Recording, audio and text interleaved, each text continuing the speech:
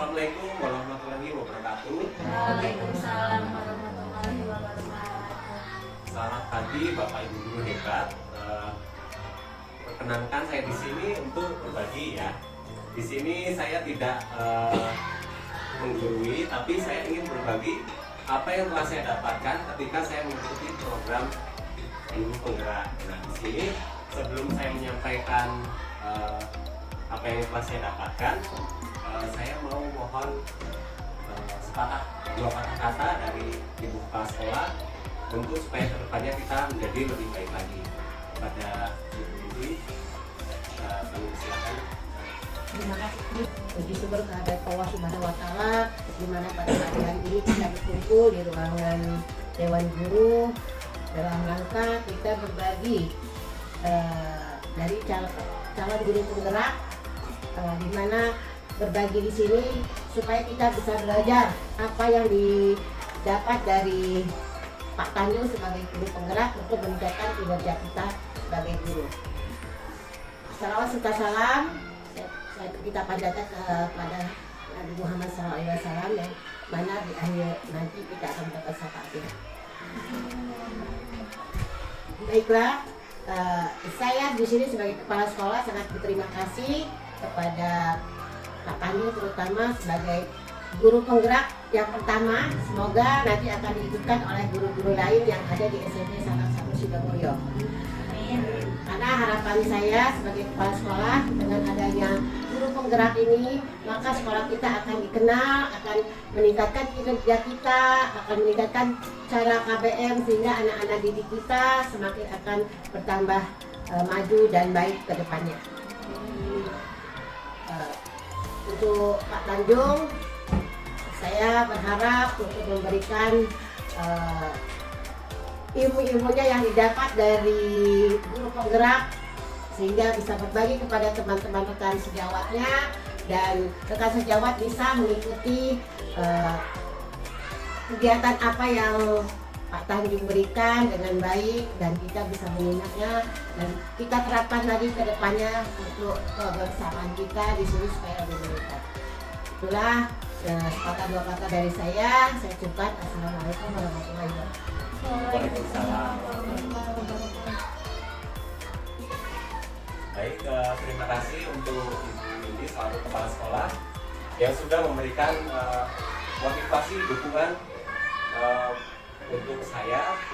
Nanti misalkan setiap penayangan slide Bapak Ibu ingin berbagi pengalamannya, itu boleh nanti disampaikan ya. Jadi kita tidak kaku, kita mengalir saja, luas, kita belajar supaya apa yang kita pelajari ini bukan menjadi beban untuk kita, tetapi untuk pembelajaran kita bersama ke depannya. Di sini saya ingin berbagi. Sisi berbagi ini modulnya dari pelatihan yang saya dapatkan modul 1.4 mengenai budaya positif. Nah, ini sebelumnya saya ingin memperkenalkan diri. Saya Tanjung Asmara dari SMP Negeri 1 Atap 1 Sidomulyo, calon guru penggerak angkatan 9 Kabupaten Maluku Selatan. Nah, budaya positif di sekolah yaitu nilai-nilai dan kebiasaan-kebiasaan di sekolah yang berpihak pada peserta didik agar mereka dapat berkembang menjadi pribadi yang kritis, penuh hormat, dan bertanggung jawab. Nah, kemudian perubahan paradigma.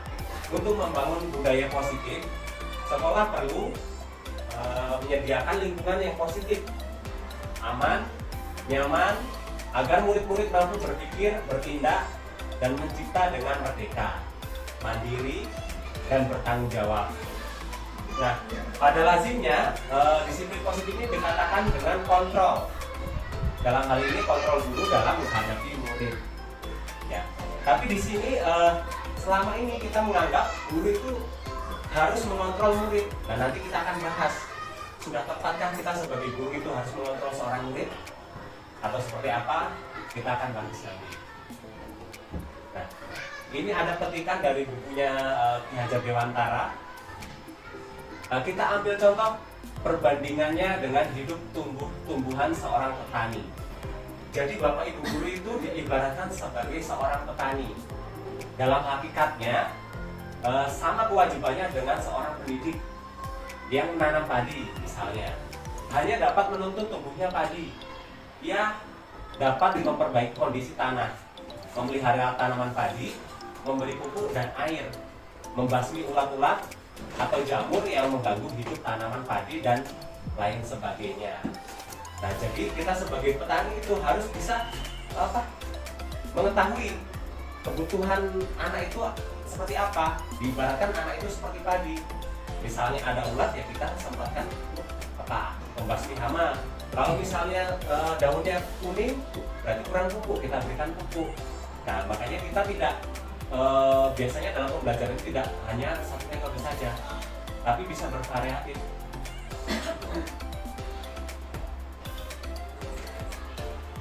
Selanjutnya, nah, menurut Ki Hajar Dewantara bahwa tujuan pendidikan yaitu menuntun segala kodrat yang ada pada anak-anak agar merdeka dapat mencapai keselamatan dan kebahagiaan yang setinggi-tingginya, baik sebagai manusia maupun sebagai anggota masyarakat.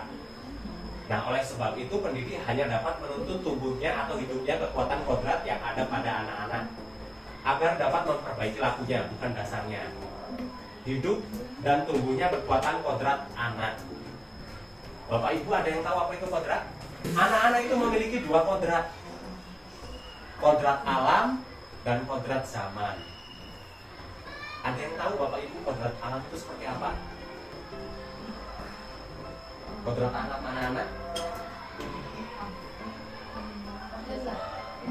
Ya, itu secara umum. Seperti ini Bapak Ibu. Jadi kodrat alam itu kita misalnya saat ini berada di lingkungan pegunungan. Apakah kira-kira anak itu kalau tinggal di daerah pegunungan itu akan pandai mencari ikan? Nah, mereka akan lebih pandai memanjat. Nah, itu kodrat alam mereka. Jadi kodrat alam itu potensi yang ada yang dimiliki oleh peserta didik kita atau anak-anak kita. Begitu juga sebaliknya, kalau misalnya anak-anak tinggal di lingkungan pantai, mereka suruh bertani, ya mereka pasti akan bingung. Nah, selama ini coba kita renungkan Bapak Ibu. Kita selama ini apakah kita sudah sesuai dengan kodrat alam anak-anak? Kadang-kadang kita memaksakan ya Bapak Ibu. Harus seperti ini, harus seperti ini. Padahal kan anak juga punya kodrat alamnya. Nah, ini KHD ini sungguh visioner ya Bapak Ibu. Sudah tahu sejak zaman dahulu bahwa anak itu sudah punya kodrat alamnya. Nah, kemudian kodrat yang kedua, kodrat zaman. Kita juga harus mengikuti kodrat zaman anak-anak. Gak mungkin kita akan tetap stay pada zaman yang sama. Karena apa? Kebutuhan zaman selalu meningkat. Sekarang ini banyak mengalami pergeseran. Misalnya dulu anak-anak harus mencatat, tapi sekarang mungkin dengan adanya teknologi kita bisa terbantu Bapak Ibu. Kita terbantu dalam pembelajaran kita yang tadinya konvensional hanya menulis di papan tulis, kita bisa menggunakan LCD. Begitu juga anak-anak. Jangan kita membatasi anak-anak dengan kodrat zamannya, ya. Tapi kita juga tidak boleh melepas begitu saja, tetap ada kontrol.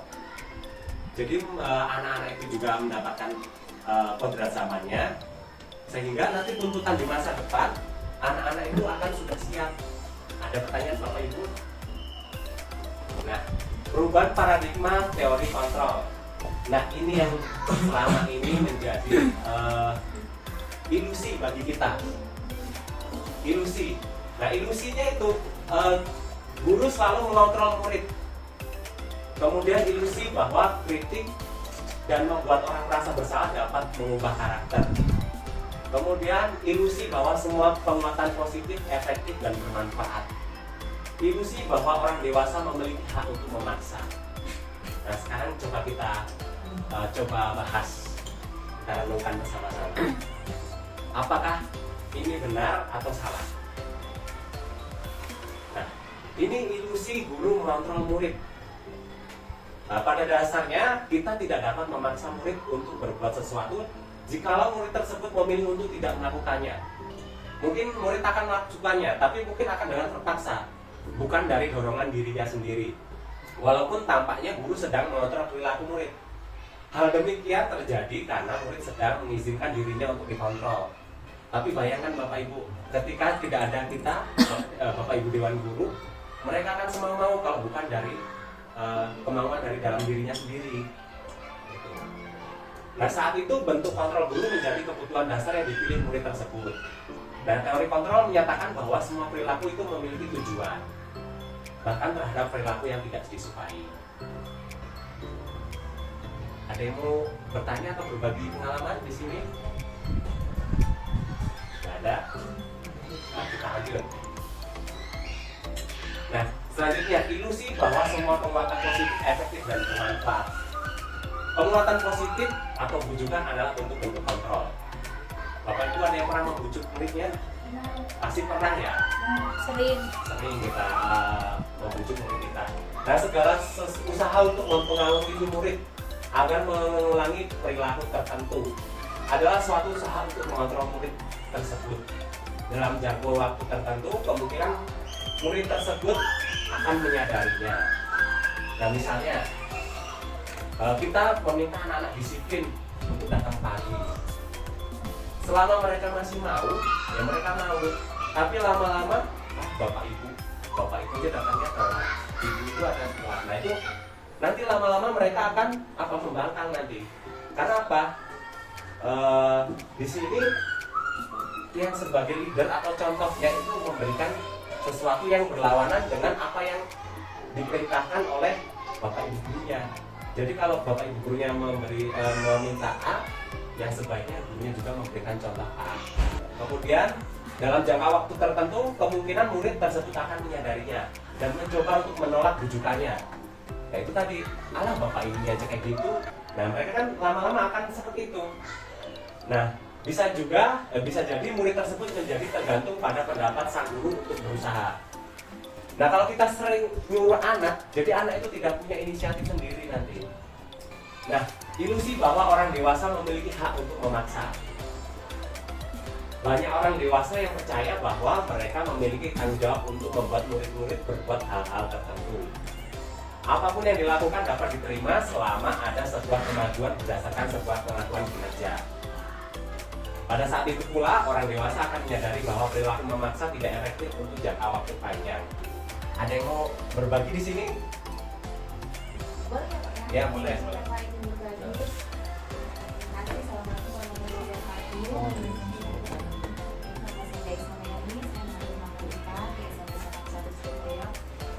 Terkait dengan ilusi bahwa orang dewasa memiliki hak untuk memaksa.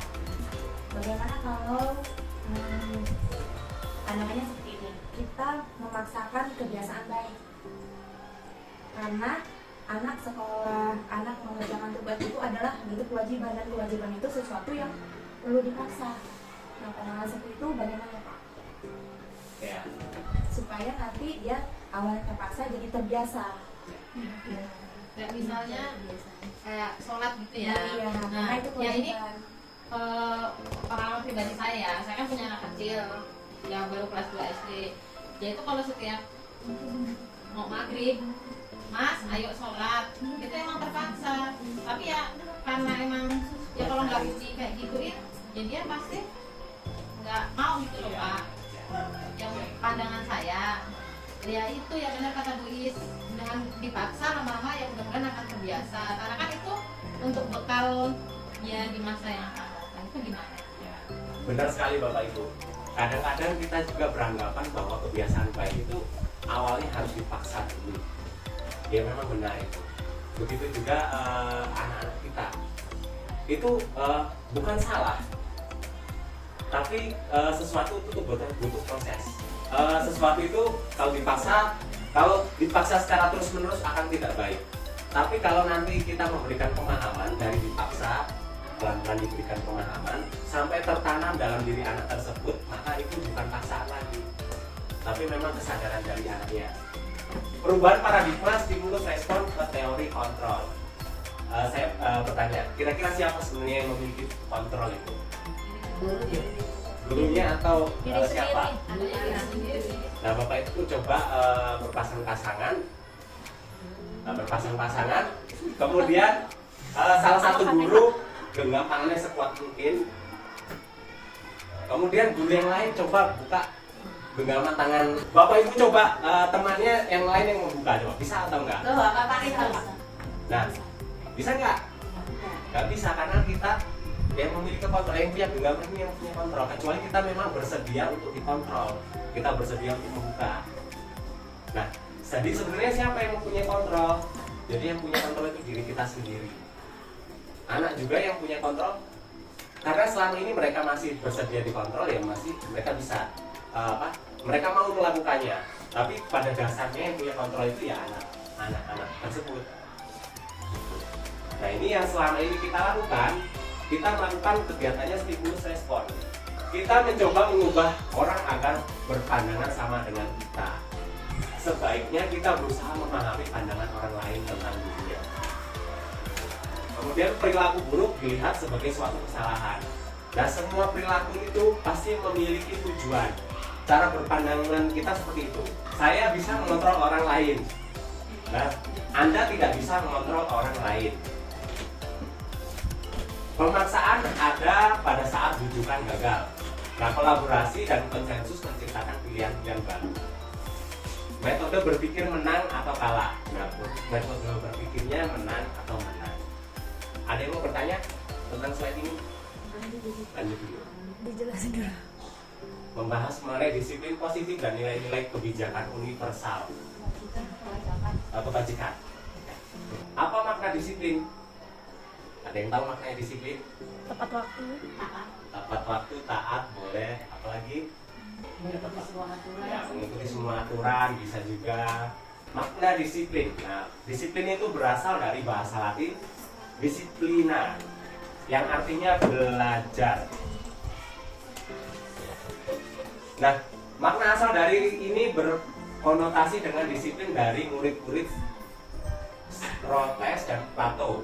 Disiplin diri membuat orang menggali potensinya menuju sebuah tujuan, apa yang dia hargai. Namun dalam budaya kita, makna kata disiplin telah berubah menjadi sesuatu yang dilakukan seseorang pada orang lain untuk mendapatkan kepatuhan. Kecenderungan umum adalah menghubungkan kata disiplin dengan ketidaknyamanan, bujukan dengan apa yang kita hargai, atau pencapaian suatu tujuan yang mulia. Nah, sebenarnya kata disiplin tadi awalnya adalah belajar. Jadi kita belajar. Tapi selama ini kita mengalami pergeseran. Yaitu apa?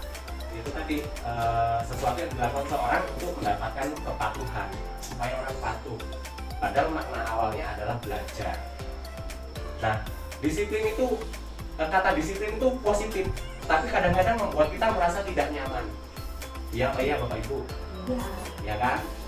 Mungkin kita kemarin dari jam 8 kita ke 7.30 itu ya berat.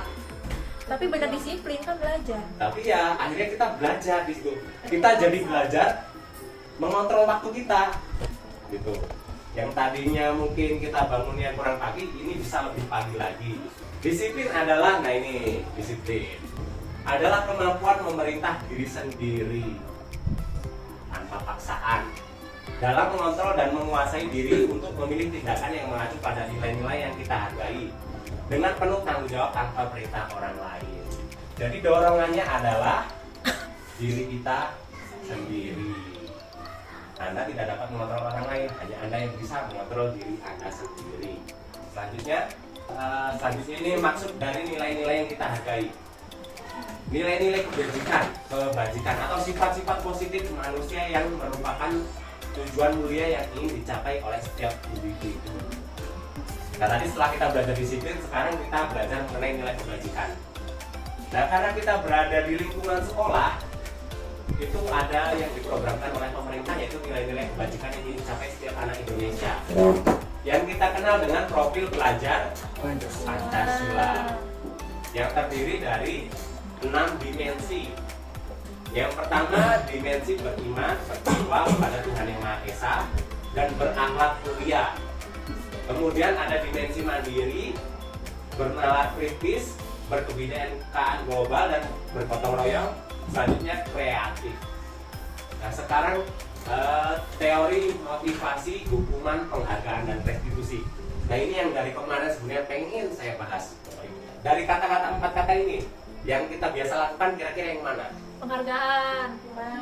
Ya, ada yang penghargaan, ada juga yang hukuman. Tapi kalau motivasi dan restitusi itu masih jarang kita dengar. Nah, selama ini kita di sekolah hanya hukuman dan penghargaan. Teori motivasi perilaku manusia untuk menghindari ketidaknyamanan atau hukuman apa yang akan terjadi apabila saya tidak melakukannya, untuk mendapatkan imbalan atau untuk mendapatkan imbalan dari orang lain atau institusi, apa yang akan saya dapatkan apabila melakukannya. Nah, ini pertanyaan pertama dan kedua ini adalah motivasi eksternal. Saya akan menjadi orang seperti apa bila saya melakukannya? Nah, ini pertanyaannya untuk diri sendiri, bukan berdasarkan apa yang mau didapat. Nah, atau apa yang akan terjadi. Berbeda dengan pernyataan yang pertama dan kedua. Sampai sini ada yang mau beri tanggapan? Berarti jatuhnya kan tadi ada 4 ya Pak ya. Ada motivasi, ada penghargaan, ada hukuman, sama restitusi. Ya, Penghargaan itu bisa menjadi suatu motivasi juga kan? ya bisa. Tapi ada caranya. Caranya apa ya? Mungkin dalam satu kelas nih ya, kita memberikan penghargaan. Misalnya ada satu anak yang dia rajin. Ya. Nah, kita berikan penghargaan. Mungkin bagi si anak yang rajin ini tidak masalah. Tapi bagaimana dengan perasaan-perasaan temannya yang lain? Kita seperti menghukum teman-temannya jadinya.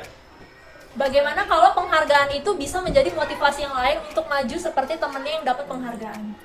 Ya, itu bisa Bapak Ibu. Tapi selama ini anak akan merasa kalau seperti itu, mungkin yang akan maju hanya anak itu aja. Coba Bapak Ibu, ada mungkin dari satu kelas mungkin berapa persen yang rajin. Begitu juga yang tidak rajin. Akan seterusnya seperti itu terus. Ketika dimintai untuk berani gitu, mereka tidak akan mau, tetap tidak mau. Boleh memberikan penghargaan, boleh, tetapi di luar, kalau bisa secara individu. Oh, berarti kita nggak boleh Depan yang lain. berarti Nah. apa ini? Ya. Nah, Bapak Ibu sadar nggak dari kurikulum 13 yang KPK ini, kenapa di rapornya tidak ada ranking-nya? Karena mereka biar nggak mengambil Karena kemampuan anak itu berbeda-beda. Ya, itu tadi. Kelebihan anak. Nah, kalau kita memberikan ranking itu penghargaan bukan? Penghargaan. Nah, itu penghargaan. Nah, makanya itu juga sekarang dihilangkan. Itu alasannya kenapa dihilangkan itu. Akan membuat mental anak-anak yang lain down. Bayangkan kalau kita posisinya sebagai murid, kita di ranking terakhir. Iya lah Pak.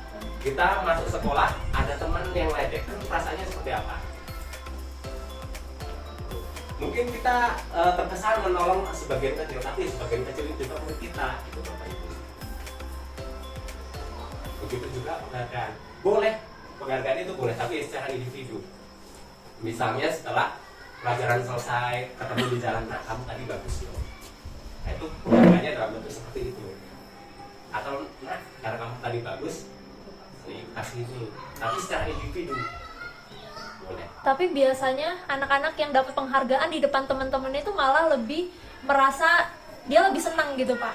Iya, untuk anak yang dapat penghargaan. Untuk yang tidak mendapat ya mungkin ada yang iri. Kita tidak tahu loh perasaan anak-anak seperti apa. Ada yang iri, ada yang kesal karena tidak ditunjuk. Nah, sebagai seorang guru saat Anda hadir mengajar di kelas tepat waktu, motivasi apakah yang mendasari tindakan Anda?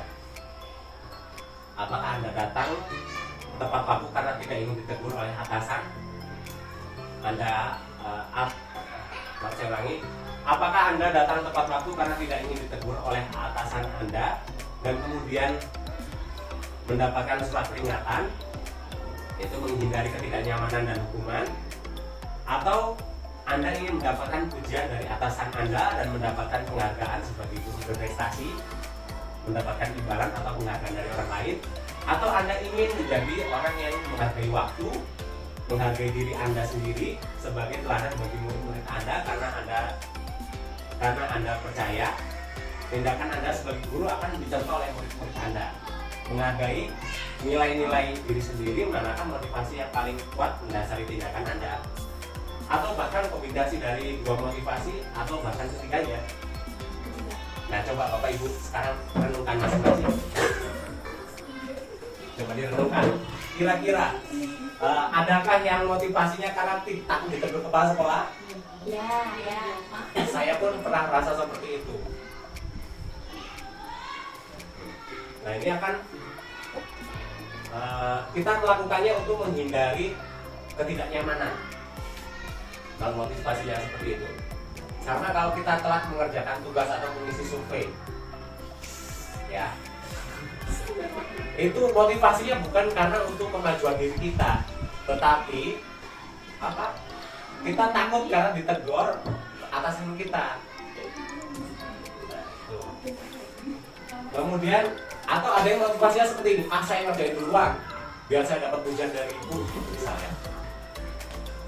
Atau yang terakhir, Saya banget. nah kita belajar. Nah, ini prosesnya nggak langsung berubah ya Bapak Ibu. Mungkin dari awal kita merasa tidak nyaman dulu nggak apa-apa. Kemudian kita ingin motivasinya menjadi apa? Ingin mendapatkan pujian. Tapi sebaiknya kita ingin menjadi orang yang menghargai diri kita sendiri. Karena kita teladan untuk murid-murid kita.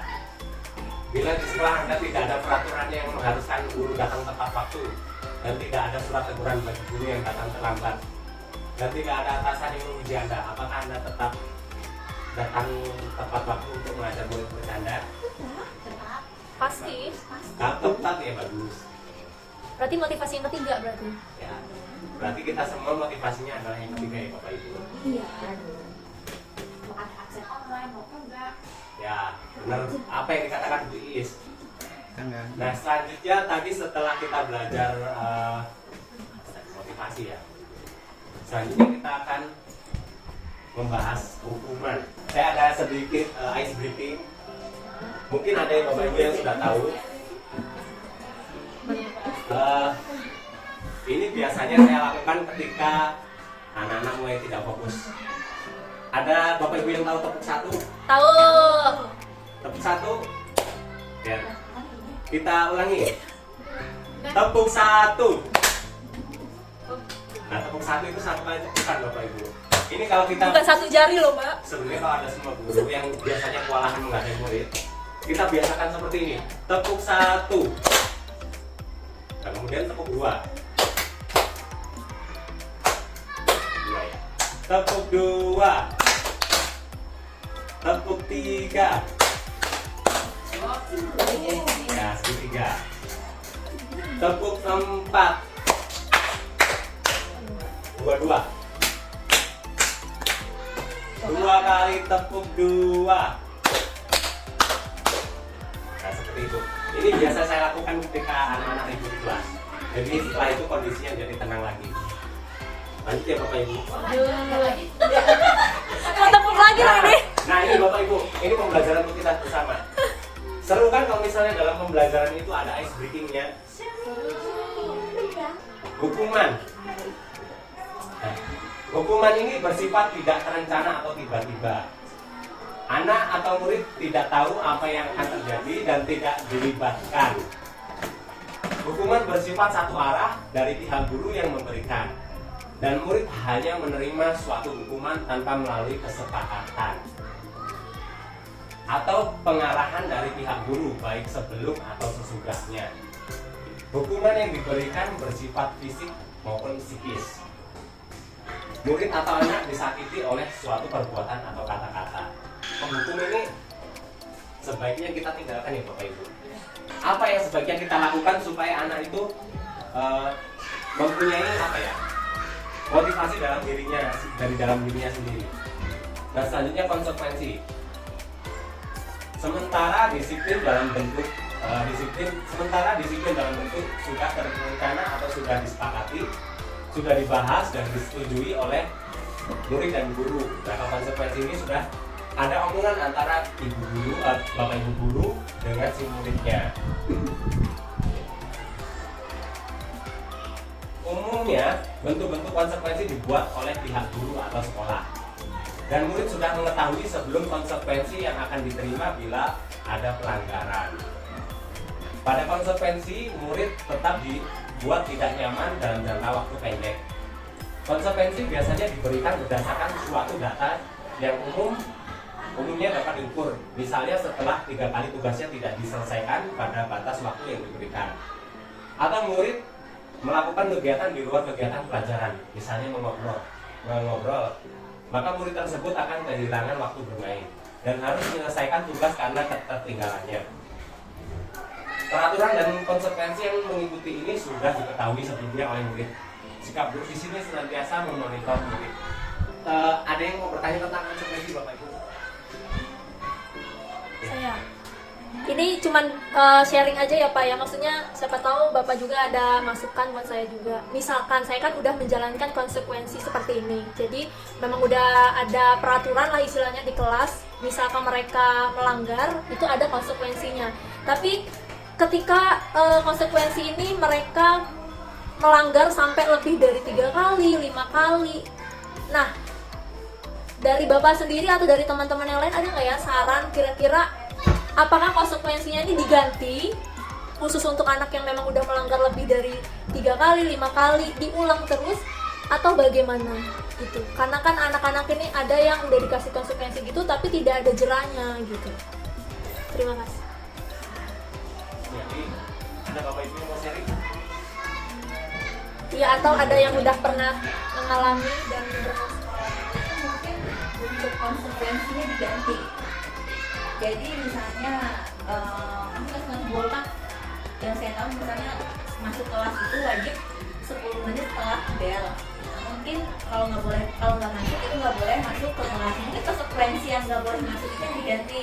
Jadi mungkin konsekuensi itu tidak memberi efek jerak anak-anak, justru sebuah hiburan bagi mereka karena oh dia nggak belajar nih, mending kita nggak masuk sekalian gitu. Mungkin konsekuensinya yang harus diganti, diubah konsekuensinya. Ya apa bangsa yang membuat mereka tuh efek jerah gitu loh Bu. Maksudnya kalau misalnya nggak di luar terus nggak belajar dibiarin aja, mungkin anak-anak akan berpikir ah udahlah mending kita nggak usah masuk sekalian karena nggak boleh masuk juga gitu. Sebenarnya jatuhnya kalau di luar mereka tuh tetap belajar, cuman maksudnya tidak dalam di kelas gitu, tidak dalam kelas. Kalau belajar tetap mereka tuh saya kasih tugas, entah mengerjakan soal atau mereka apa gitu, bikin cerita dari atau contoh-contoh dari materi yang ada di yang lagi dibahas seperti itu sih. Konsekuensi yang itu karena kebanyakan anak-anak yang berulang membuat kesalahan berulang itu ya ada 2 kemungkinan, karena emang ketidaksengajaan atau sengaja emang pengen cari perhatian gurunya. Iya.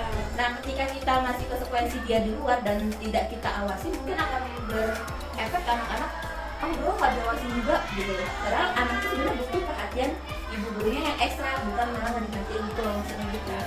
Ada yang gitu. Oke. Seperti itu tepat ya yang dikatakan oleh Bu Rizky. Nah, biasanya kita tidak tahu kenapa anak ini melakukan berkali-kali. Ternyata si anak tersebut memang butuh perhatian yang khusus. Mungkin adalah salah satu dari kebutuhannya yang tidak terpenuhi. Makanya dia mencari sesuatu, dia mencari berulang. Nah, di sini tugas kita sebagai guru mencari tahu apa kebutuhan yang dibutuhkan oleh murid tersebut.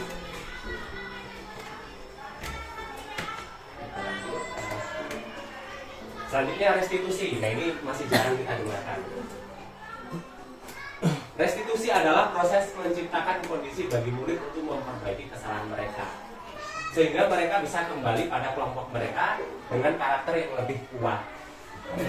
Restitusi juga merupakan proses kolaboratif mengajarkan murid untuk mencari solusi untuk masalah mereka dan membantu murid berpikir tentang seperti apa yang mereka inginkan dan bagaimana mereka harus memperlakukan orang lain. Nah, itu tadi ada kasus dari Purba.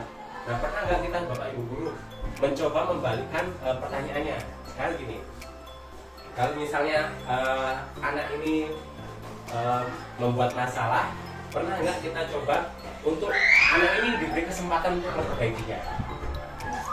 Nah, itu. Tapi selama ini mungkin ada beberapa Bapak Ibu guru yang bisa seperti itu, tapi ada yang lebih menghukum. Kalau mereka salah langsung dihukum tanpa kita meminta pertimbangan dari si anak tersebut. Dan sebaiknya kita melakukan restitusi. Jadi sebelum kita menghukum, kita bisa nggak sih memperbaiki masalah ini tanpa menghukum atau tanpa konsekuensi? Dia dikembalikan lagi kepada si anak, di mana anak tersebut mengatasinya. Dan kita mendampingi si anak tersebut untuk mengatasi masalah tersebut. Jatuhnya seperti konseling, ya Bapak Ibu. Jadi restitusi itu kita kolaborasi. Anak melakukan kesalahan, gurunya kemudian berkolaborasi dengan si anak untuk membantu mengatasi masalah si anak tersebut. Jangan kita hanya satu sisi. Kalau kita satu sisi saja, kita sebagai penghukum. Ada yang memberi sanggahan? Ya, nggak apa-apa. Nah ini menurutku, kan aku di sekolah ini sebagai guru BK. Nah kebanyakan dilema guru BK itu kan sebenarnya kebanyakan perintah atasan ya. Kalau seperti itu saya setuju restitusi ini, tapi kebanyakan di sekolah-sekolah pada kenyataannya kebanyakan guru itu terpaksa memberikan bentuk hukuman ke anak-anak. Misalnya itu tuh anak itu nggak ini tuh dihukum dulu. Kita sebagai guru bingung ya kita harus mengikuti perintah atasan itu.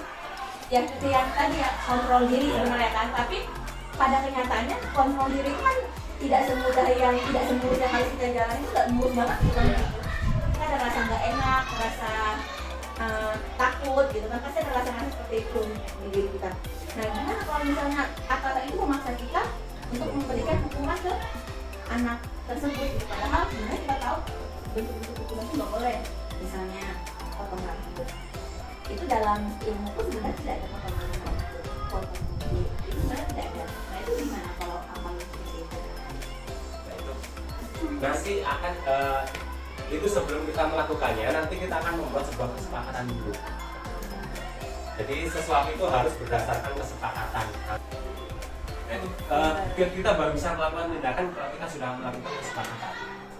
Gitu. Meskipun atasan, tapi ya kita coba mulai dari sekarang pelan-pelan. Misalnya dari atasan, tapi kita berikan pengertian gitu bahwa hubungan itu tidak baik. Akan solusinya akan kita berharapnya menang kan, menang ya. Iya. Kita bapak ibu guru pengennya anak rapi, anak juga tidak terpaksa. Jadi kita selalu, saya selama ini mungkin biasanya saya juga ya, saya ini termasuk penghukum. Biasanya tanpa ada aba-aba saya potong langsung anak-anak. Ya, biasanya sampai takut sama saya anak-anak. Tapi sekarang saya cuma mengingatkan, nah sebelum nanti ada razia, tolong kamu rapikan. Kalau seperti itu boleh nggak? Ya. Maksudnya karena aku selama ini kalau potong tuh baru potong pasti ada janjian. Misalnya Nah, ya. ibu tunggu 1 minggu ke depan hari Senin sudah siap dipotong baru dipotong gitu. Itu boleh seperti itu. Boleh. Yang boleh hukuman, konsekuensi dan restitusi. Kalau hukuman ini sifatnya negatif karena satu arah.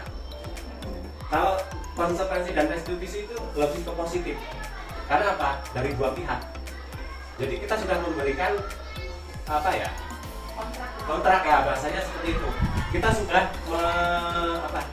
memberitahu si anak bahwa kita sudah mengingatkan sekali, kalau kamu nanti sampai 3 kali, berarti kan kamu sudah tahu apa konsekuensinya. Makanya ya mungkin boleh setelah beberapa kali kita mengambil tindakan boleh. Kan harapannya kita kan berbicara dengan anak ini supaya nanti anak itu mau, siapa tahu mau kan, siapa tahu mau. Kalau dia mau kan artinya dari dorongan diri dia sendiri dia mau melakukannya. Tapi kalau tiba-tiba kita masuk langsung potong ya, itu yang membuat anak-anak kadang-kadang trauma dan protes. Saya selama ini salah. Tapi ya dari sini kita belajar bersama-sama ya Bapak Ibu ya.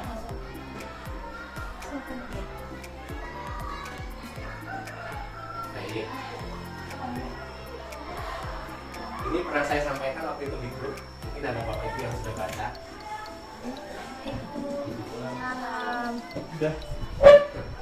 Nah, hukuman itu akan menimbulkan identitas yang gagal. Nah, sesuatu yang menyakitkan harus terjadi. Kalau konsekuensi itu sesuatu memang harus terjadi, restitusi adalah merupakan pilihan. Untuk menuju yang hijau ini berat, cuman pelan-pelan ya Bapak Ibu. Kita saat ini berusaha meninggalkan hukuman dulu. ya Bapak Ibu. Jadi kita sebisa mungkin menghilangkan hukuman. Nah, ini di sini yang boleh kan ini identitas sukses. Konsekuensi ini boleh.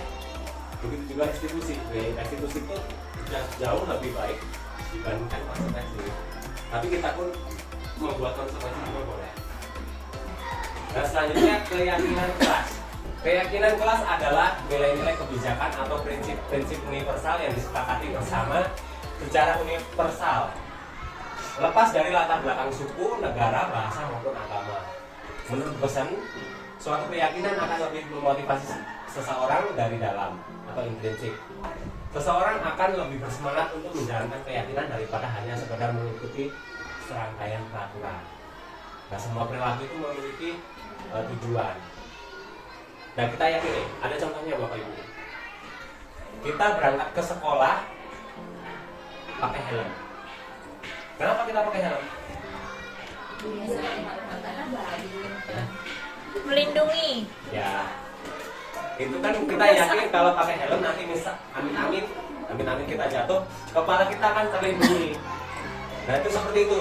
Jadi keyakinan itu kita yakin kalau kita memakai helm tersebut, kepala kita kalau kita nanti jatuh akan terlindungi. Apakah perlu kita menuliskan keyakinan tersebut? Enggak kan? Nah, ini yang mungkin ke depan bisa kita lakukan.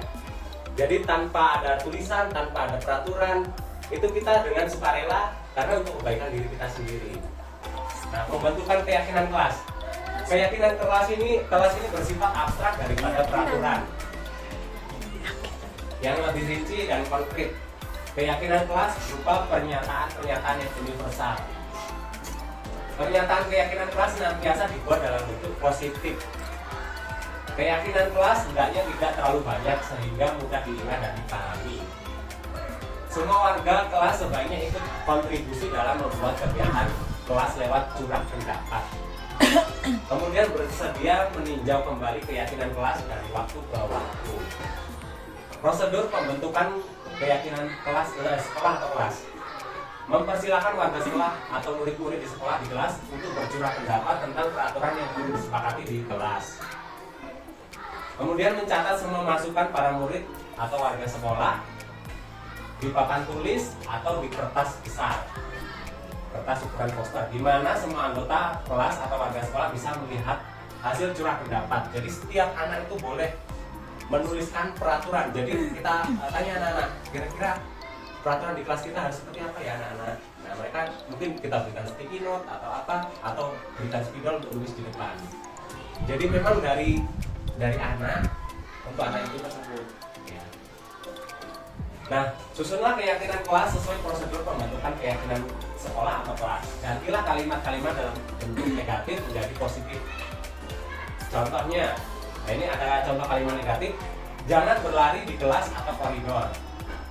Nah, kalimat positifnya berjalanlah di kelas atau di koridor.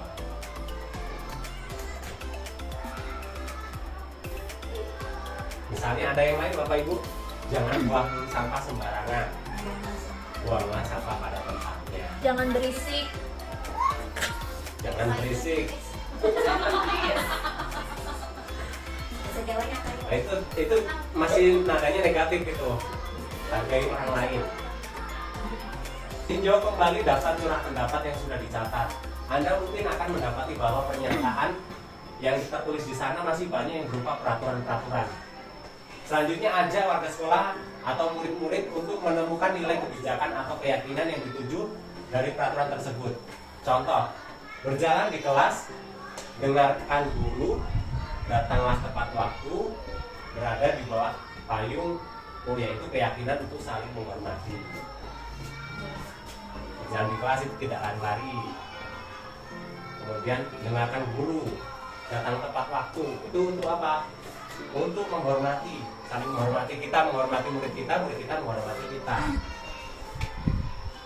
Atau nilai kebajikannya adalah hormat. Keyakinan ini yang dimasukkan dalam daftar untuk disepakati. Kegiatan ini juga merupakan pendalaman pemahaman bentuk peraturan keyakinan sekolah atau kelas. Ada yang mau ngasih tambahan? Cukup. Lanjut. Lanjut. Prosedur pembentukan keyakinan sekolah atau kelas. Tinjau ulang keyakinan sekolah atau kelas secara bersama-sama. Seharusnya setelah beberapa peraturan telah disatukan menjadi beberapa keyakinan, maka jumlah butir pernyataan keyakinan akan berkurang. Sebaiknya keyakinan sekolah atau kelas tidak terlalu banyak, bisa berkisar 3-7 prinsip keyakinan. Bila mana terlalu banyak, maka warga kelas akan sulit untuk mengingat dan akibatnya sulit untuk dijalankan. Setelah keyakinan sekolah atau kelas selesai dibuat, maka semua warga kelas dipersilahkan meninjau ulang dan menyetujuinya dengan menandatangani keyakinan sekolah atau kelas tersebut, termasuk guru dan semua warga atau murid. Keyakinan sekolah atau kelas selanjutnya bisa diletakkan di dinding kelas, tempat yang mudah dilihat untuk semua warga. Nah, seperti ini, Bapak Ibu. Ini anak-anak kita beri kesempatan untuk menuliskan apa yang menjadi yang menurut mereka bagus, positif. Nah, setelah itu kita pilah-pilah. Nah, kita jadikan satu, nanti kita jadikan sebuah apa ya, boleh poster, boleh banner. Nah, itu bentuknya menjadi kesepakatan kelas atau kesepakatan sekolah.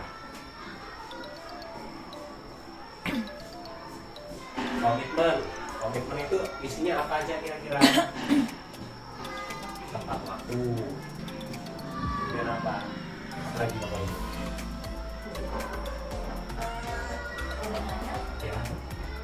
Lebih baik mana kesepakatan kelas atau kesepakatan sekolah? Jadi kalau kesepakatan kelas itu kan mungkin Berlaku ya, kelas. bantuannya dari masing-masing kelas punya kesepakatan berbeda tergantung ketika mereka membuat kesepakatan itu, atau kita buat kesepakatan sekolah. Jadi itu satu sekolah semua sama gitu. Begitu Bapak Ibu. Ini langkahnya. Sebenarnya kesepakatan itu dimulai dari lingkup yang paling kecil. Jadi masing-masing di kelas itu punya, baik wali kelas maupun guru itu sebenarnya punya kesepakatannya masing-masing. Itu lingkup yang paling kecil. Nah, lingkup yang umum seperti ini bentuknya. Nah, ini lingkup yang umum ini jadi kesepakatan sekolah. Jadi di kelas itu Bapak Ibu juga punya hak untuk membuat kesepakatan kelas, terutama wali kelasnya ya. Kesepakatannya seperti apa. Nah, setelah itu nanti sudah berhasil dijalankan dan memang itu baik, nah nanti mungkin akan naik ke kesepakatan sekolah. Jadi intisarinya nanti akan menjadi kesepakatan sekolah.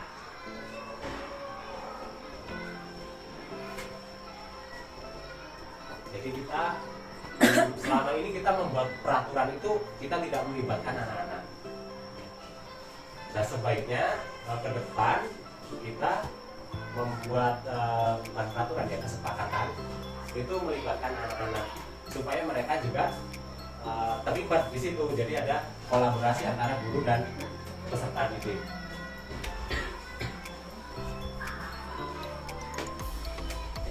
Kalau peraturan selalu kembalikan buku ke tempatnya. Nah, ini bentuk keyakinannya adalah tanggung jawab. Dilarang mengganggu orang lain. Nah, keyakinan kelasnya menghormati orang lain dan diri sendiri. Hadir di sekolah 15 menit sebelum pembelajaran dimulai.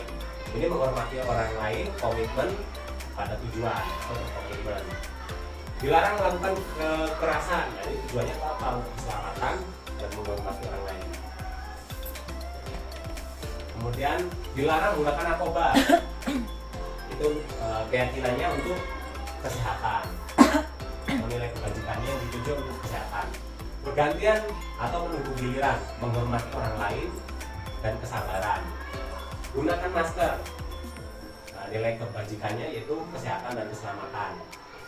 Jangan berlari di kelas atau koridor. Tujuannya adalah untuk keselamatan atau keamanan.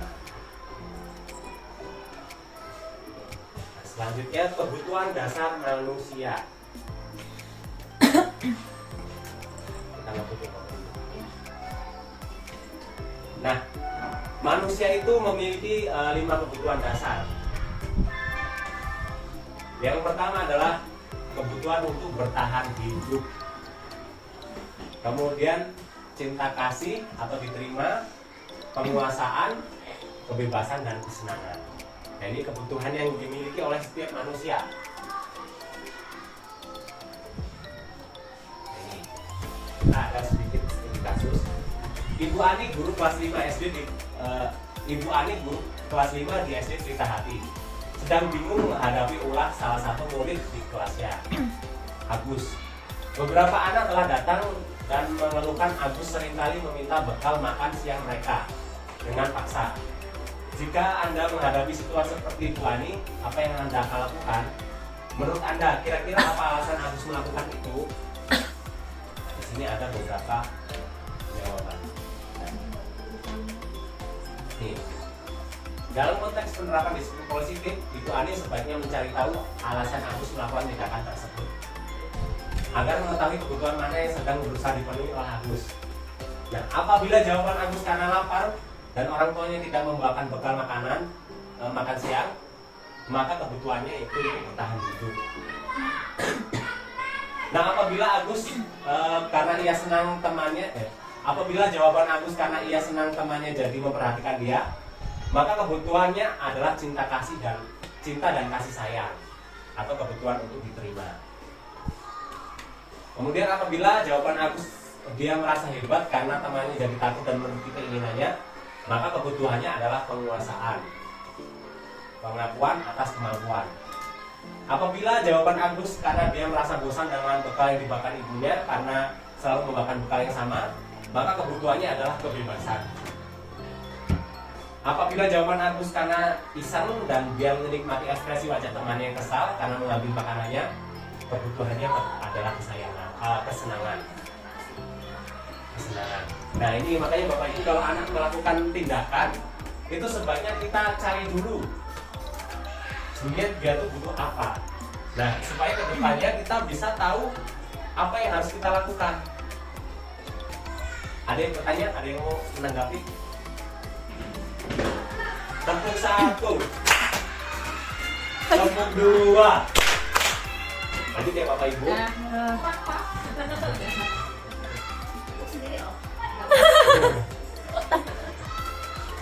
Kemudian restitusi, 5 posisi kontrol.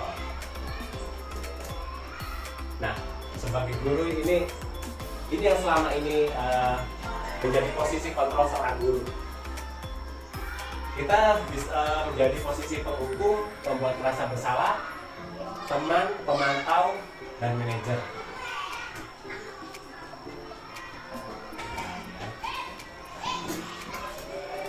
Posisi penghukum. Seorang penghukum bisa menggunakan hukuman fisik maupun verbal. Orang-orang yang mengajarkan posisi penghukum, menjalankan posisi penghukum, senantiasa mengatakan bahwa setelah memerlukan sistem atau alat yang dapat lebih menekan murid-murid lebih dalam lagi. Nah, guru menerapkan posisi penghukum akan berkata, patuhi aturan saya atau awas. Atau, kamu selalu saja salah. Pasti selalu yang terakhir selesai. Dan guru seperti ini senantiasa percaya hanya pada satu cara agar pembelajaran bisa berhasil, yaitu cara diam. Nah, ini salah ya Bapak Ibu. Lanjutannya, penghukum ini biasanya nada suaranya tinggi, bahasa tubuh, mata melotot, dan jari menunjuk-nunjuk menghardik. Terlambat lagi, pasti terlambat lagi. Selalu datang terlambat, kapan bisa datang tepat waktu? Nah, tanyakan kepada diri Anda, bagaimana perasaan murid bila guru berbicara seperti itu? Pada saat murid datang terlambat, gimana kira-kira perasaannya? Takut, kesal, jengkel, dendam mungkin. Tanpa kita mencoba mencari tahu apa sebenarnya yang terjadi pada murid kita. Nah, hasil dari menghukum ini tadi Bapak Ibu, kemungkinan murid marah dan mendendam atau bersifat agresif. Bisa jadi sesudah kembali duduk, murid tersebut akan mencorek bukunya atau meja tulisnya. Lebih buruk lagi, sepulang sekolah murid tersebut melihat motor atau mobil Bapak Ibu guru akan menggores kendaraan tersebut dengan paku. Ya, saya pernah kendaraan saya waktu itu dikempesin sama anak murid. Ya. Nah, ini penghukum karena apa? Itu membuat posisinya tidak nyaman. Anak-anak tidak nyaman.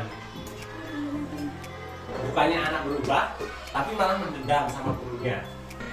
Kemudian ada juga kita sebagai guru membuat merasa bersalah. Pada posisi ini biasanya guru akan berusaha lebih lembut.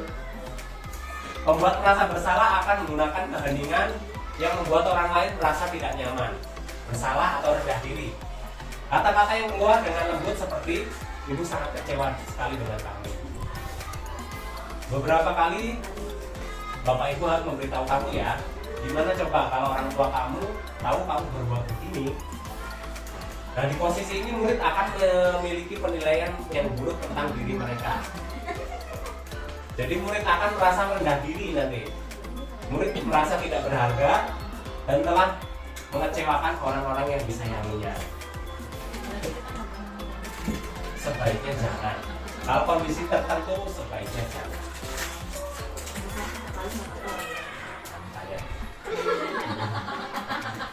Oke, lanjut tanya. Ya. Membuat merasa bersalah, nada suara memelas, halus, sedih, bahasa tubuh merapat pada anak dan lesu. Nah, salah satu dari ini. Ada yang bapak ibu yang pernah merasa seperti ini? Ya kalau lagi sakit aja loh Pak. Adik, kamu ini bagaimana ya? Kamu sudah berjanji dengan ibu tidak akan melamar lagi. Kamu kenapa senang sekali mengecewakan ibu? Benar-benar kecari sama kamu. Nah, bagaimana perasaan murid bila ditegur seperti ini? Tadi yang pertama, kalau kita menghukum menjadi dendam, marah. Nah, kalau ini bagaimana perasaannya? Kecewa. Ya, nomor merasa bersalah. Nah, murid akan merasa bersalah. Bersalah telah mengecewakan ibu atau bapak ibunya. Murid akan merasa menjadi orang yang gagal dan tidak sanggup membahagiakan orang lain. Tidak seperti murid dalam dengan guru penghukum, di mana murid bisa melupakan amarahnya walaupun dengan cara negatif. Murid tertekan seperti ini yang tiba-tiba bisa meletus amarahnya dan bisa menyakiti diri sendiri atau orang lain. Nah, karena kita keseringan nyalahin dia berulang-ulang, mungkin kita nggak keras ngomongnya, tapi lama-lama karena dia pendam, ya lama-lama meledak emosinya atau amarahnya. Ini posisinya kalau kita sebagai teman. Guru pada posisi ini tidak akan menyakiti murid, namun akan tetap berupaya mengontrol murid melalui persuasi. Posisi teman pada guru bisa negatif ataupun positif. Positif di sini berupa hubungan baik yang terjadi antara guru dan murid. Guru di posisi teman menggunakan hubungan baik dan humor untuk mempengaruhi seseorang. Mereka akan berkata, ayo bantulah, ini bapak ya.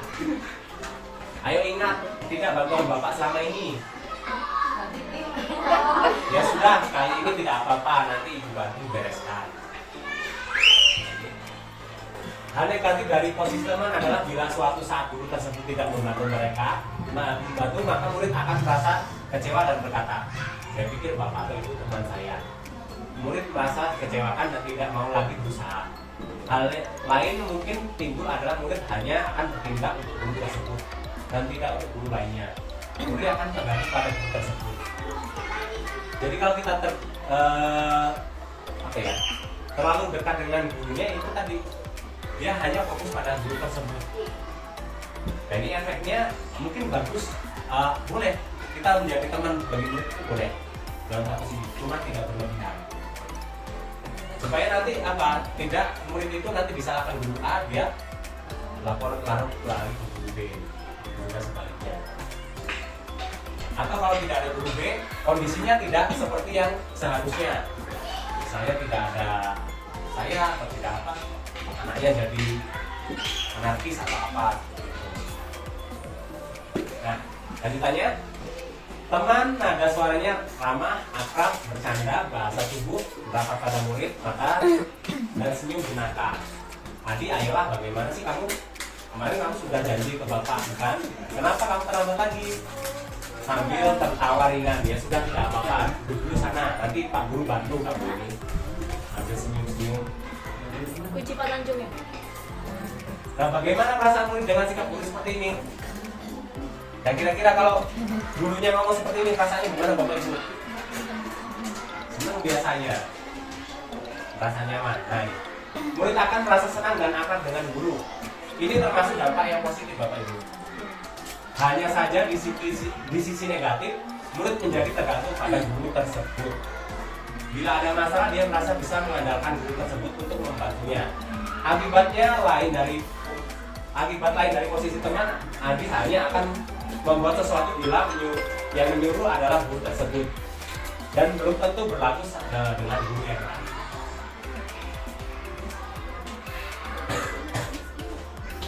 Selanjutnya, posisi pemantau. Memantau berarti mengawasi. Pada saat kita mengawasi, kita bertanggung jawab atas perilaku orang-orang yang kita awasi. Posisi pemantau berdasarkan pada peraturan-peraturan dan konsekuensi. Dengan menggunakan sanksi atau konsekuensi, kita dapat memisahkan hubungan pribadi dengan murid.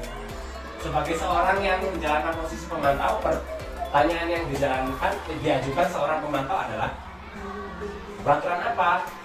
Apa yang telah kamu lakukan? Sanksi atau konsekuensinya apa? Jadi posisi pemantau. Lanjutannya, seorang pemantau sangat mengandalkan perhitungan, catatan, data yang dapat digunakan sebagai bukti atas perilaku seseorang. Posisi ini akan menggunakan stiker, slip catatan, daftar cek. Posisi pemantau sendiri berasal dari teori stimulus respon yang menunjukkan tanggung jawab guru dalam mengontrol murid. Pemantau, nada suara datar, bahasa tubuh formal, kata-kata yang diucapkan seperti itu. Nah, bagaimana perasaan murid ketika gurunya ngomong seperti ini? Tanggung jawab. Nah, hasilnya murid memahami konsekuensi yang harus dijalankan karena telah melanggar salah satu peraturan sekolah. Guru tidak menunjukkan suatu emosi yang berlebihan, menjadi marah atau membuat merasa bersalah. Murid tetap dibuat tidak nyaman, yaitu harus tinggal kelas pada jam istirahat dan mengerjakan tugas. Guru tetap harus memantau murid pada saat mengerjakan tugas di jam istirahat karena murid tidak bisa ditinggal seorang diri. Dan selanjutnya, posisi manajer. Posisi manajer adalah posisi di mana guru membuat sesuatu bersama dengan muridnya. Mempersilahkan murid untuk mempertanggungjawabkan perilakunya, mendukung murid agar dapat menemukan solusi atas permasalahannya sendiri. Nah, seorang manajer telah memiliki keterampilan di posisi teman maupun pemantau. Di manajer, murid diajak untuk menganalisis kebutuhan dirinya maupun kebutuhan orang lain. Nah, nih, di sini penekanan bukan pada kemampuan membuat konsekuensi namun dapat berkolaborasi dengan murid bagaimana memperbaiki kesalahan yang ada.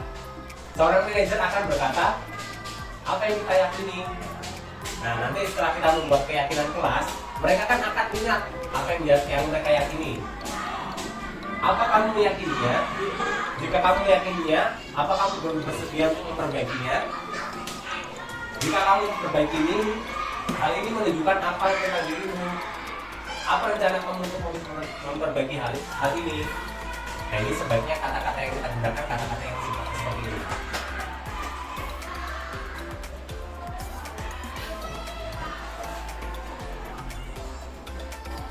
Nah, tugas seorang manajer bukan hanya untuk mengatur perilaku seseorang. Kita juga membimbing murid untuk dapat mengatur dirinya. Seorang manajer bukan memisahkan murid dari kelompoknya, tetapi mengembalikan murid tersebut ke kelompoknya dengan lebih baik dan kuat. Kalau kita tanyanya seperti tadi, maka suara guru sebaiknya tulus, tidak perlu marah, tidak perlu meninggikan suara, apalagi menunjuk-nunjuk jari ke murid. Berkecak pinggang atau bersikap seolah-olah menyesal. Tampak sedih sekali akan perbuatan murid senda gurau menempatkan diri sebagai teman murid.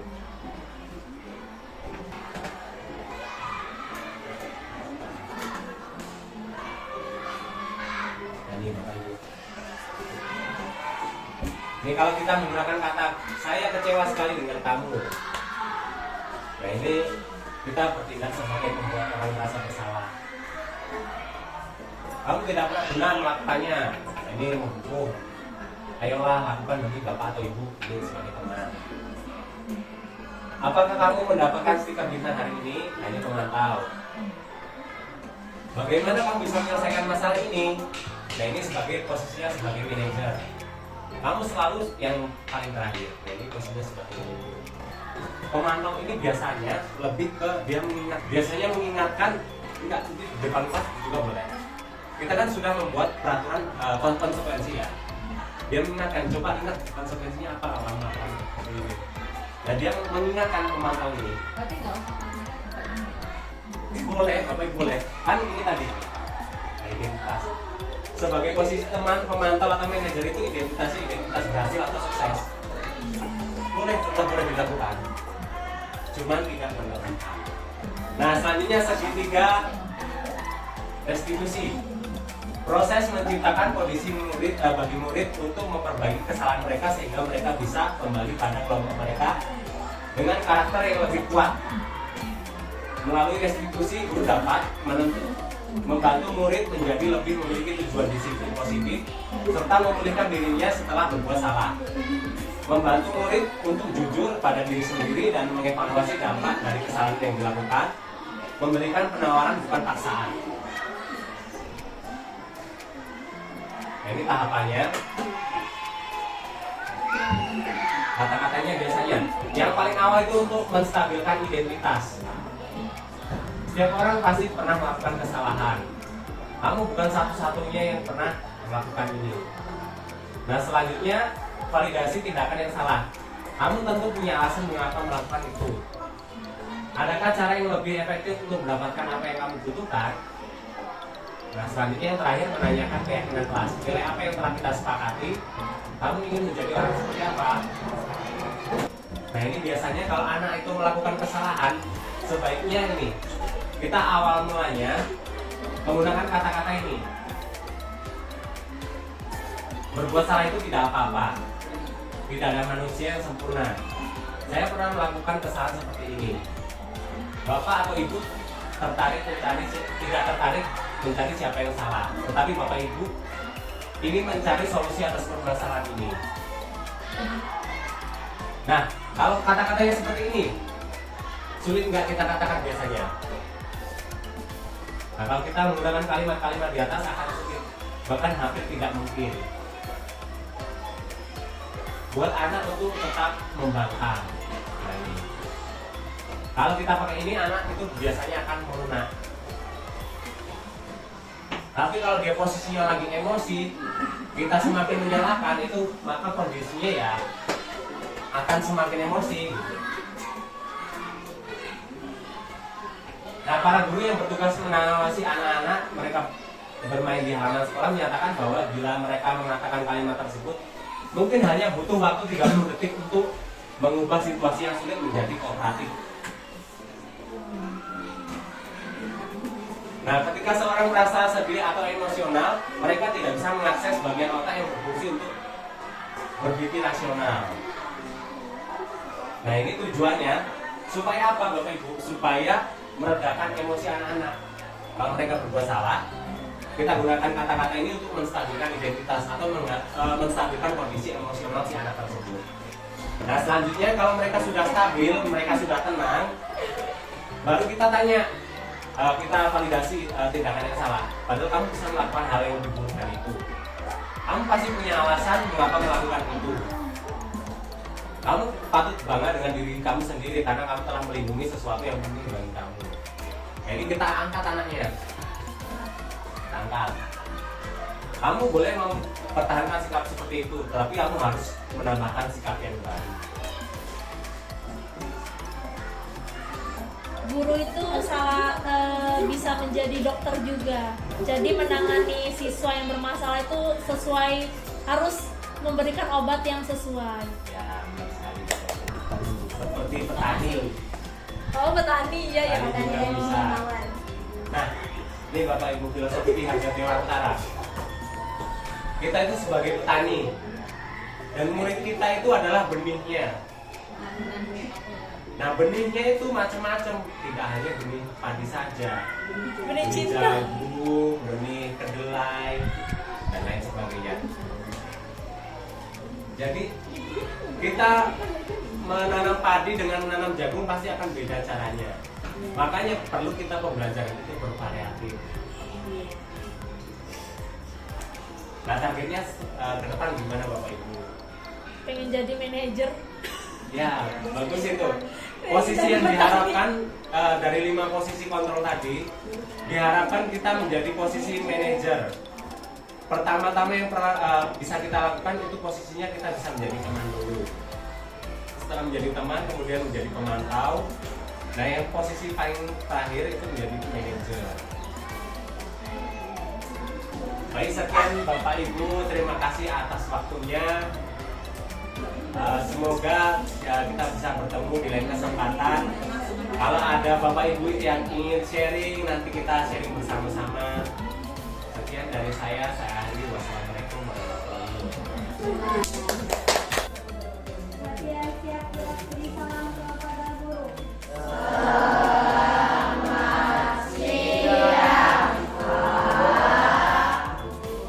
Ya, selamat siang. Gimana kabarnya hari ini? Nah, hari ini kita akan membuat keyakinan kelas. Tahu keyakinan? Ada yang tahu apa itu keyakinan? Kepercayaan atau sesuatu yang kita yakini. Bapak ini membuat kesepakatan kelas. Ya. Jadi kita pertama-tama kita membuat aturan dulu. Sudah pernah membuat aturan belum kalian? Sudah atau belum? Nah, hari ini kita coba buat peraturan yang ada di kelas dulu ya. Nah, nanti Bapak berikan kesempatan masing-masing. Silakan kalian tuliskan kira-kira peraturan apa yang kira-kira bisa diterapkan di sekolah kita, atau peraturan yang bisa diterapkan di kelas kalian. Ya. Masing-masing. Tulis.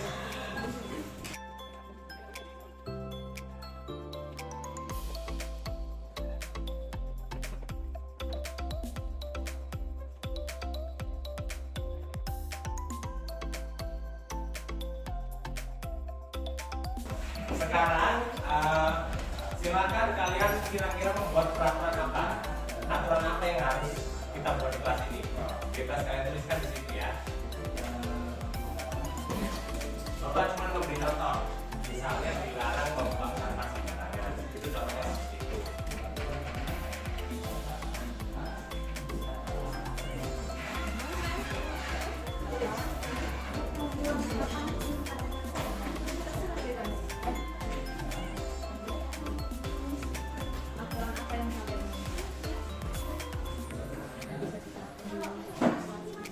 Ada yang masih bingung? Siapa yang bingung?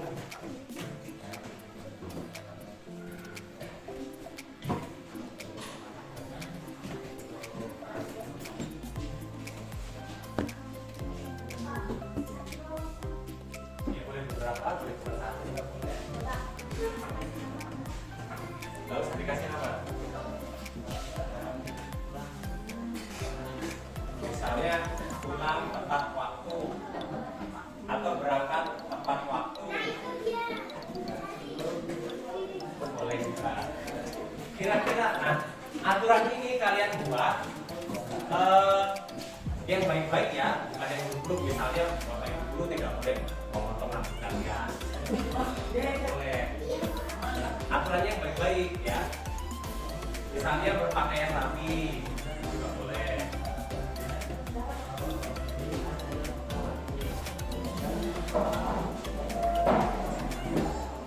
Nah, yang sudah boleh kalian tempelkan di depan.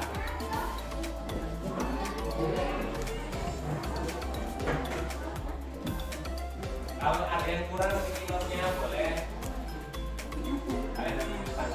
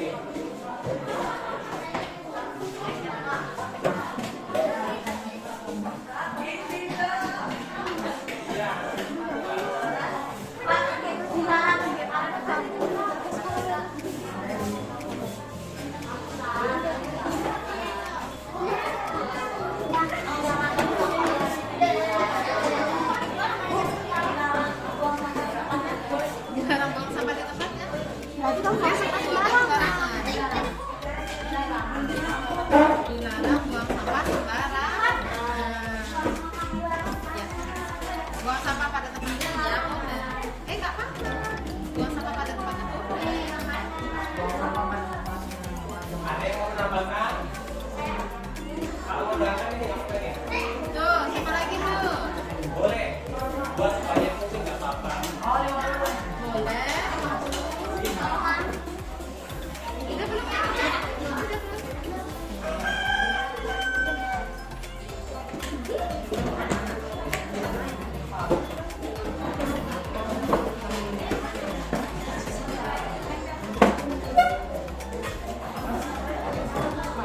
Sambil yang lain tulis.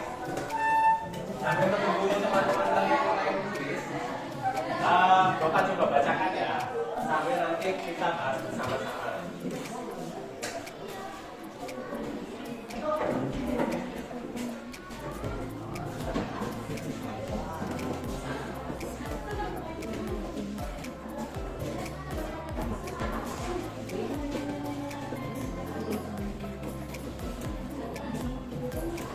Harus berpakaian rapi dan bersih. Ini bagus apa enggak? Rapi.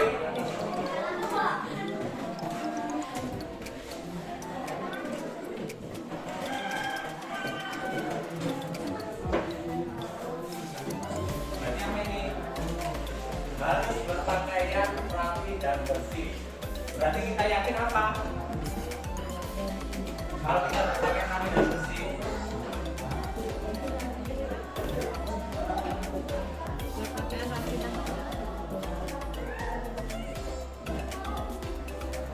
kalau baju kalian bersih, kira-kira kalian sehat nggak? Nah, makanya perlu nggak kalian berpakaian rapi dan bersih?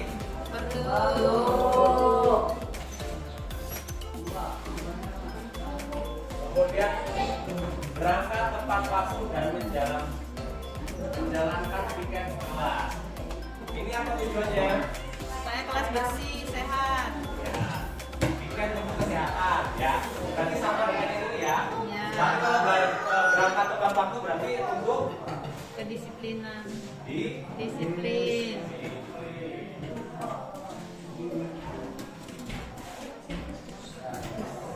Kemudian apa lagi? Dilarang bolos. Berarti untuk disiplin. Datang tepat waktu, disiplin. Dilarang buang sampah sembarangan untuk Kesehatan. kesehatan dan Kebersihan. kebersihan.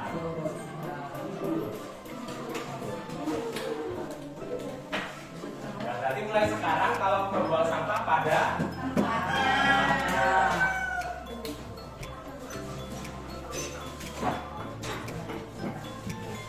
dilarang ngomong sembarangan. Dilarang ngomong sembarangan.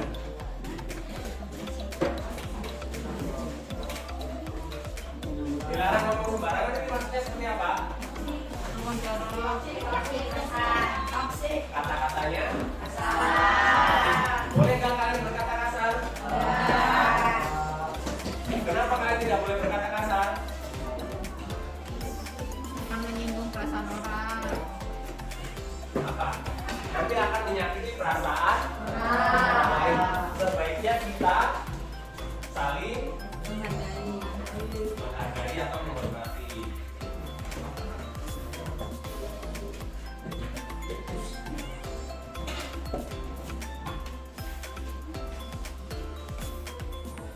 Dilarang buang sampah sembarangan, masih sama. Harus jaga kebersihan lingkungan sekolah, masih sama. Buang sampah pada tempatnya, datang sekolah tepat waktu, berpakaian rapi, menerapkan 5S. Ada yang masih ingat sampai itu 5S? Yang pertama, Senyum. ya, yang pertama senyum. Yang kedua, sapa. Yang ketiga, salam. Kemudian, sopan dan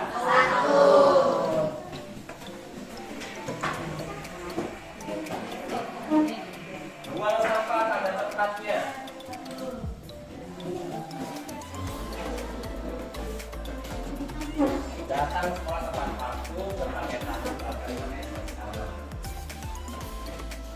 baju tidak boleh dikeluarkan saat di area sekolah.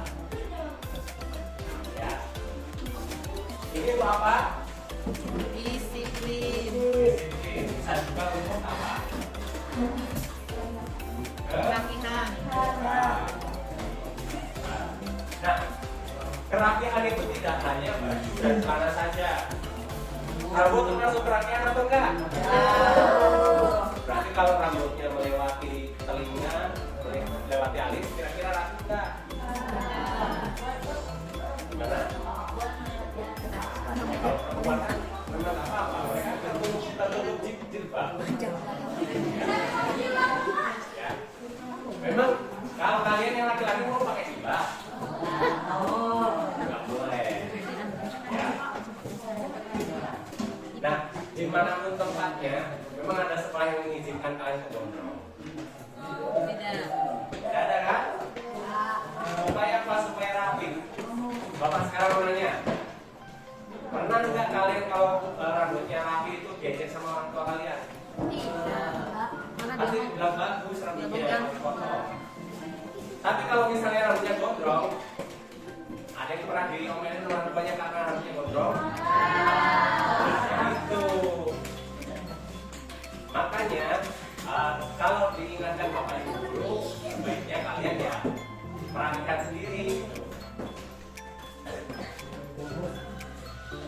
Tidak boleh memakai topi saat jam pelajaran. Itu untuk apa? Sepakat? Sepakat. Ya. Tepuk 1, tepuk 2, tepuk 3.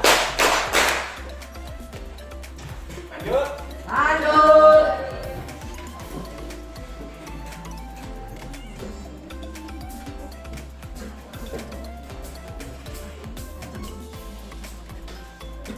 Sekarang kamu. Memang ada yang suka kamu di kelas ini? Siapa? Waduh, Evan ini terkenal sekali ya.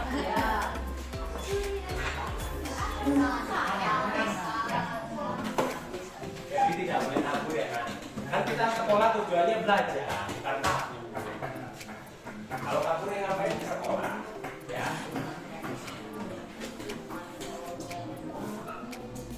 Nah, kemudian apa lagi kira-kira? Boleh kalian mengganggu teman kalian? Boleh, kita harus saling menghargai. Ada yang suka usil? Siapa yang suka usil?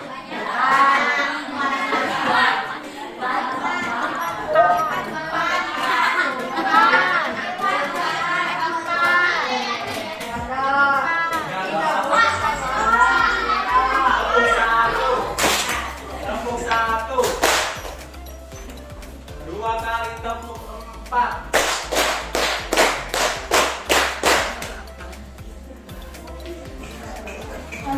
Nah, kalau kita ingin menjaga kesehatan, kita tidak boleh merokok.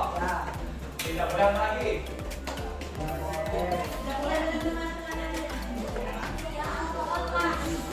Kalau kita pengen disiplin, berarti kita datangnya.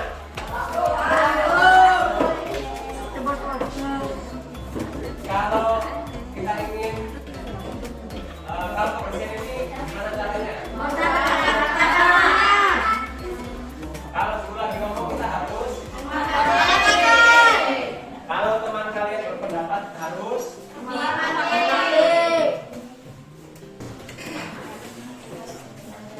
Kemudian keamanan. Tidak membawa. Tidak memakai. Ya bilang aksesoris. Kemudian berbuat jujur.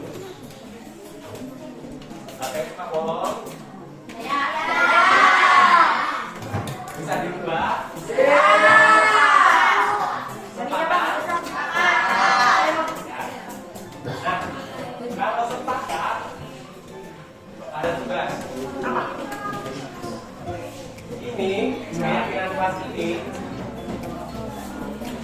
Bapak berharap kalian membuat poster. Nah ini kan ada kertas karton nih. Nah kalian nanti buat poster terserah. Boleh seperti ini boleh. Seperti ini juga boleh. Nah dari keyakinan kelas itu kalian tulis nanti keyakinan kelas. 1. Kesehatan. 2. Disiplin dan seterusnya. Nanti ditempel, misalnya di sana atau di bingkai. Bisa? Satu kelas satu. Satu kelas satu saja. Nah semua itu berpartisipasi ya.